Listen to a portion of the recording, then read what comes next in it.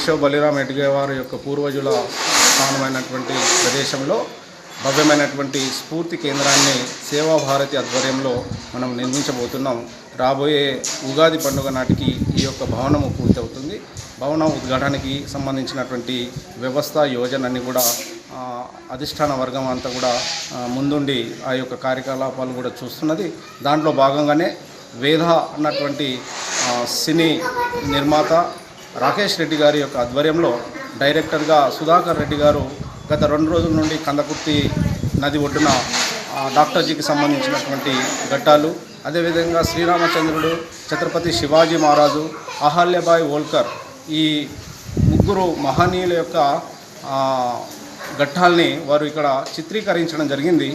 ఆ విధంగా ఆ ఘట్టాలని కూడా గత 2 రోజుల నుండి సుధాకర్ గారు డైరెక్టర్గా ఉండి వేద అన్నటువంటి సినిమా వెబ్ సిరీస్ ఆధారంగా దాన్ని సమాజంలోకి తీసుకువెళ్ళే పనిని వారు గత 2 రోజుల నుండి గోదావరి నది ఒడ్డున ఆ యొక్క చిత్రీకరణ సన్నివేశాన్ని వారు ముందుండి చూడడం జరిగింది.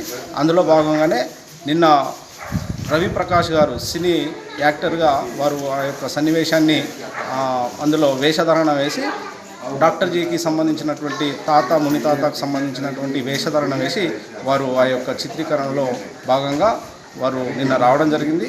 దాని సందర్భంగా వారు ఇక్కడికి వచ్చి డాక్టర్జీ యొక్క పూర్వజుల స్థలమైనటువంటి కేశవ్ బలిరామ్ పంత్ ఎడ్గే వారు, ఆ తర్వాత స్కంద మందిరాన్ని, ఆ తర్వాత రామాలయాన్ని వారు సందర్శించి వారి యొక్క ఆశీస్సులు పొందడం జరిగింది.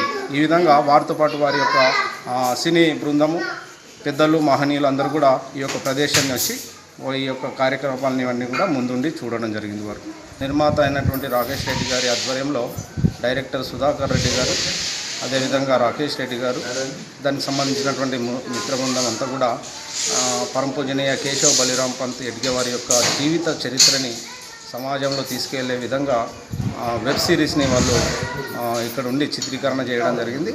సుమారు దసరా నాటికి ఈ యొక్క చిత్రీకరణ పూర్తయి మనకి దసరా రోజున దాని యొక్క ప్రారంభం జరుగుతుంది. ఈ విధంగా సమాజంలో డాక్టర్జీ చేసినటువంటి ఈ దేశానికి ఏ విధమైనటువంటి సేవలు అందించారు, ఈ హిందూ సమాజాన్ని ఏ విధంగా ఏకీకృతం చేయాలన్నటువంటి ఆలోచన ద్వారా వారు రాష్ట్రీయ స్వయం సంఘ్ని స్థాపించడం జరిగింది. దాంట్లో భాగంగా ఈరోజు 100 సంవత్సరాలు పూర్తవుతున్నటువంటి సందర్భంగా ఆ యొక్క సీరియల్ని సమాజంలోకి తీసుకెళ్లే పనిలో భాగంగానే ఇక్కడ ఆ యొక్క చిత్రీకరణ చేయడం జరిగింది.